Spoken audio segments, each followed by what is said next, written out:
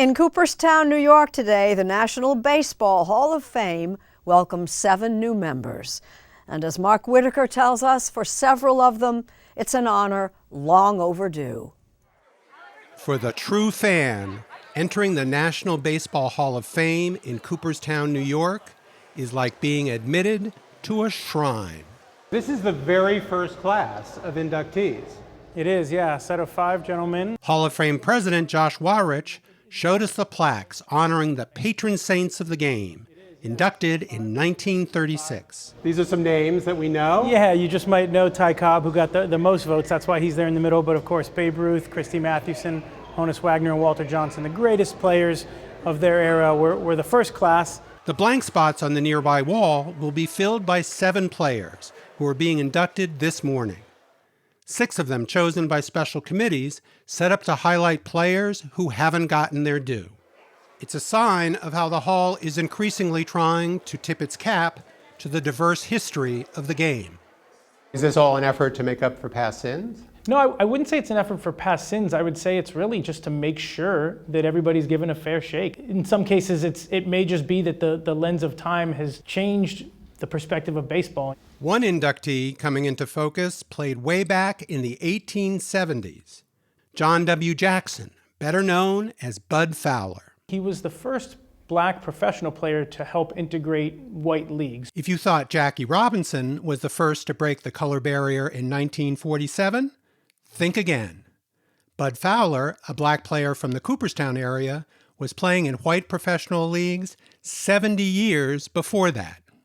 He found a game that he loved, and it was with him throughout his life as a player, a coach, a promoter, a person who loved the game in a very different time in America. So he played for integrated teams in that period after the Civil War, is that correct? They weren't integrated until he showed up. Okay. Right. Yankees Hall of Famer Dave Winfield is going to give the speech this morning, welcoming Fowler to the Hall. He visited Fowler's grave not far from Cooperstown just a few days ago. He was born in 1858. I know a little bit about my genealogy and heritage, and I know that my great-grandparents were born at the same period of time. Slavery was still intact. How about that? So I can only imagine what Bud Fowler went through at that time. Fowler played alongside whites for about 10 years before the racial door slammed shut. In 1920, the Negro Leagues formed, teams of professional players who roamed the country. One alumnus is another of this year's inductees, Minnie Mignoso, who became known as Mr. White Sox. Others include Willie Mays, Hank Aaron, and yes, Jackie Robinson. 16 years ago, the Hall of Fame honored some of the players from back then. There were how many players in 2006 from the Negro League? 17 Negro Leaguers. And at the time, there was one Negro Leagues veteran who was considered a shoo-in, John Jordan O'Neill Jr., known far and wide as Buck.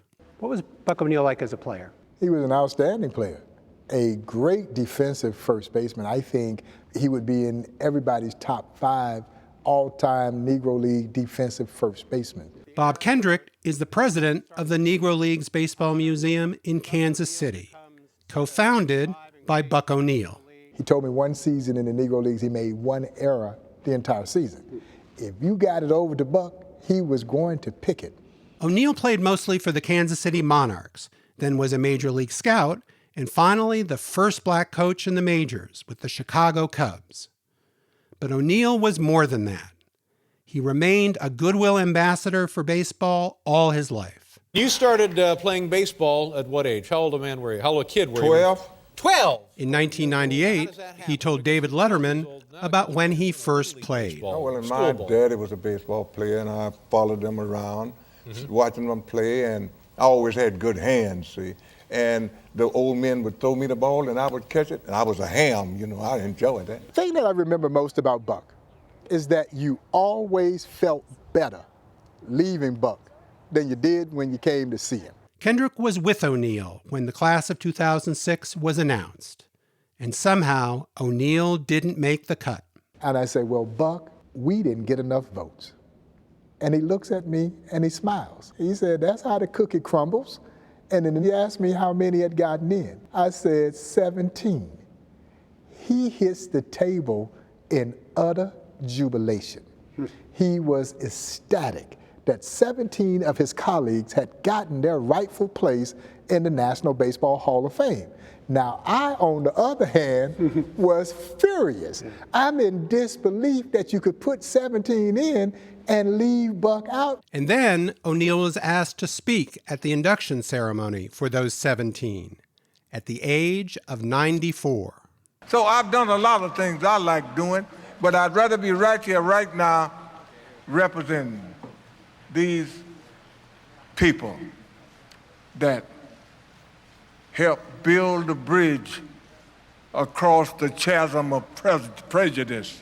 I've oftentimes said that it was one of the most selfless acts in American sports history, because baseball fans were saying this should be your Hall of Fame induction speech. And there was this very kind, gentle man speaking on behalf of 17 others, all of them dead. They didn't have a voice, and he became their voice. And I'm proud to have been a Negro League ball player. Yeah. Buck O'Neill died 2 months after that speech. And now, a do-over. 16 years later, he's finally in the Hall of Fame. He was a very special person. His niece, Angela Owen Terry, will give his induction speech. You said you think that the hardest thing about giving the speech is that you might cry. Yes. I haven't been able to rehearse it without crying. And would it be tears of sadness or tears of joy or both? Tears of joy and remembrances. Terry insists there's no bitterness over the long-delayed recognition. Well, of course, I would prefer that he would be there. However, I have, nor any member of the family has any lasting disappointment. He is in a place where he knows that he has attained his lifelong dream. You feel like he'll be there in spirit. Exactly. Visitors to the Baseball Hall of Fame are greeted by a statue of Buck O'Neill. Listen closely, and you might hear his spirit echoing.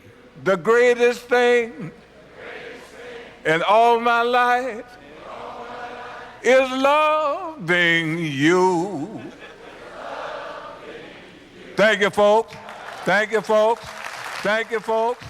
Thank you, folks.